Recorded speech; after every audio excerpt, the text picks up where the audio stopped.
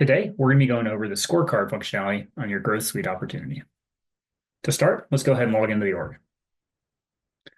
Now that we're here, we want to go ahead and find our opportunity that we're looking to track our scorecard items against. First, we're going to go to the Opportunities tab, and we're going to select the opportunity. From here, we're going to select the Scorecard tab on this same row as Details and Relationship Mapper. When we select Scorecard will load. Scorecard is going to break out the tasks that a team needs to do for an opportunity as they move through the various stages. This was born out of the Shipley methodology and allows you to align different tasks at each stage of the opportunity. For any of these stages, click the caret and open them up to see the different tasks that are assigned at each stage. Additionally, you'll be able to see the status of each of those tasks. Currently, we are in the interest stage.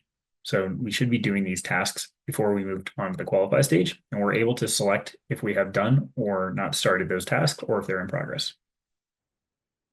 Once we have updated the scorecard, we can go ahead and click Save.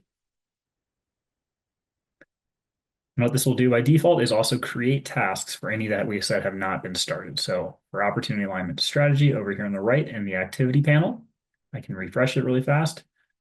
And you can see that we marked initial customer call plan as completed. That's why it says we had a task. That means it's been completed. And we have one that is upcoming, which is the opportunity alignment strategy. This is an easy way for users to be assigned tasks and know what tasks they have upcoming on particular opportunities. Additionally, on the scorecard, you have two more stages. One is by category and one is overdue. By category is very similar looking, but it will break the tasks down by the task category rather than by the stage that they are assigned to. Finally, we have the overdue winnability items. This will show any tasks that are overdue. As I just started this in my interest stage, I have none that are overdue, but if I did, it would appear here. And that's how you use the scorecard on the opportunity.